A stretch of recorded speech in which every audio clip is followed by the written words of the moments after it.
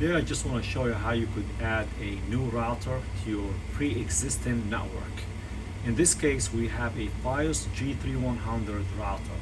You need to keep a couple of things in mind. First of all, I already labeled my cabling. As you can see, the only thing that I need to worry or care about at the moment is the Verizon WAN and the firewall WAN. So, in this case, if you go on the back of the router, the 4 yellow ports are basically LAN ports. They're called LAN. And the one underneath the white one, it's called WAN, W-A-N. That's the only thing that you need to keep in mind. So with this thing in mind, and in case, you got the yellow and you got the white. Okay, so let's just start from scratch. So the best way to do it is you go to your Verizon modem, you shut this thing off, you shut all your equipment off before you do any upgrade.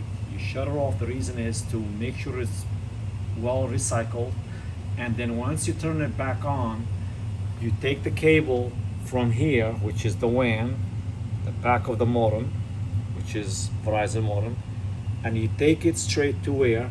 To a port that is labeled WAN on what? On your Verizon router. Remember, from white to white, from WAN to WAN. You can see that, right? From here, if you happen to have, let's say, a firewall, in my case I do. So I took one cable and I labeled it firewall WAN. The reason it's called WAN, because it's gonna go in the back of my firewall.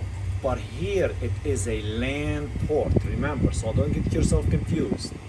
All right, so you got LAN ports and WAN ports. You can always pause the video and you could jot down a couple of things. So see how it's shown, all the cables are labeled, so it's really not a brainer, or you cannot make any mistakes.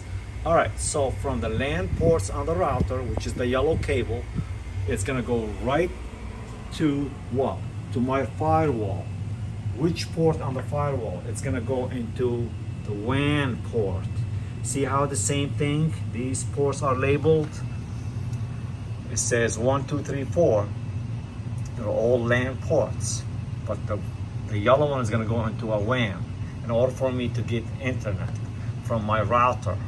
Okay, so from here, it's already done and over with. The next thing is, I have what is shown here. I have 2 switches here. I have, let me see, I have switch 1, which is Cisco, and I have another switch. It's called switch 2, and it's spare one on the top. Now you probably say, you don't have all that stuff. That's not a problem. You could probably have a 4-port switch, or a 16 or 8 whatsoever. The most important thing is the way it's all done and over with. You take another cable, it depends if you have 2 switches or maybe a printer or whatever, and you label them. As you can see, I have the pink, it's going to what? It's going to switch number 1, and the blue one, it's also going to a switch, and it's labeled switch 2. And anything from here, I don't need to worry about anything else because I have 2 switches. So for instance, if I have 1 switch, I would only have 1 cable. If I have 4 switches, I would have more other cables, but you also could have daisy chain from one switch to another, but that's a different story, different method. I don't want to confuse you. The only thing that you keep in mind is the way I just said it. So here is another demonstration of what I'm talking about. So from Verizon modem WAN goes into FiOS router WAN port, and then from FiOS router LAN port goes into my firewall WAN port. Okay, then from my LAN port on my firewall, it goes into my switches. And here in this case, I have all these cables going to different places in my home where they connect to whatsoever. Could be printers, cameras. In my case, I have lots of cameras, surveillance cameras, and they need to be fed through a PoE switches and so on. So I hope that thing helps you guys out. If you have any questions, leave me a message, and don't forget to subscribe. Thanks. You have